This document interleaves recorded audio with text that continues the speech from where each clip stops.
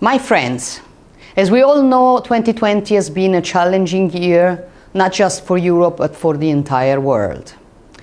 Our political community began the year with the disappearance of Sir Roger Scruton, a friend of all of us, a giant of the European culture and conservative thought. Few weeks after that sad event, our hopes were dashed when we found ourselves facing the global pandemic. The COVID-19, which came to us from China, has drastically upset our way of life.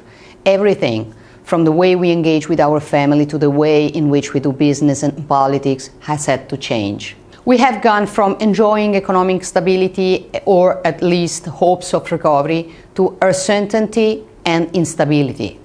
This year has thrown many challenges at us, and yet we have been able to overcome. We have embraced new technologies and ideas, adopted new ways of staying connected as communities, and continued to find ways to support each other. As always, we have risen to the problems in front of us and tackled them head-on. There are many great opportunities to be seized in the year ahead. It has been made clear in 2020 that the European Union was not fit for purpose. People across the continent struggled in the early months, with the EU did little. It disappeared into nothing more than an abstract concept.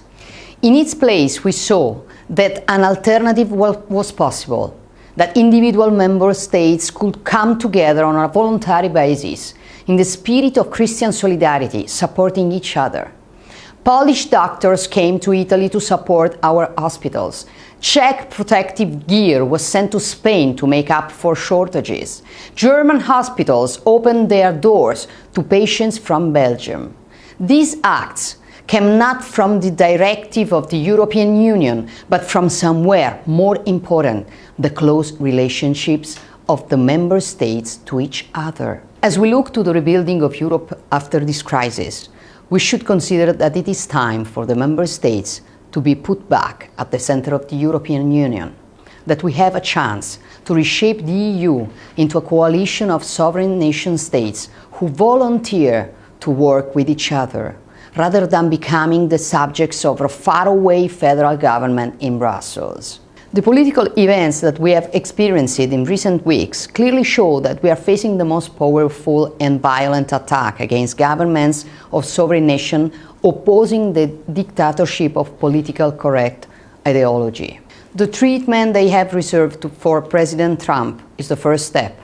The attempt to force the treaties against Poland and Hungary is the second. The will to humiliate the British people who have freely chosen Brexit is the third. And every one of us, my friends, could make a list of bad examples of what's going on in his own country. Our common values, our traditional idea of Europe, our civilizations are threatened, and we have to react with the language of truth, with the love we feel for our peoples and their freedom. We have a golden opportunity to reshape Europe back into the vision of people like de Gaulle and Robert Schuman, who didn't dream of building a superstate, but an alliance of nation-states working together. A continent of nations with different cultures and beliefs, but shared values in Christian roots, democracy, subsidiarity, and freedom of the individual, freedom of speech, freedom of religion, centrality of the natural family, social cohesion in a free market economy, and most of all, to believe in national sovereignty.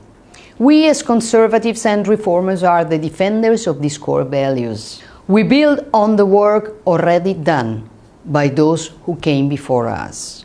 It is our responsibility to ensure that this great political and cultural heritage is carried on in Europe.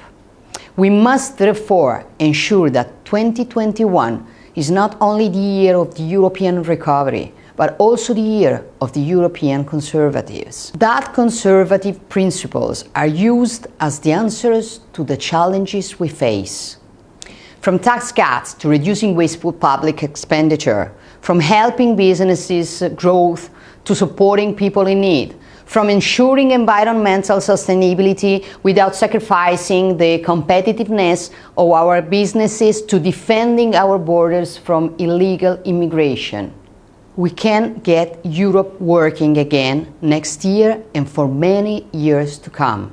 I wish you all a very holly Christmas and look forward to meeting with you next year to further our political cooperation and friendship.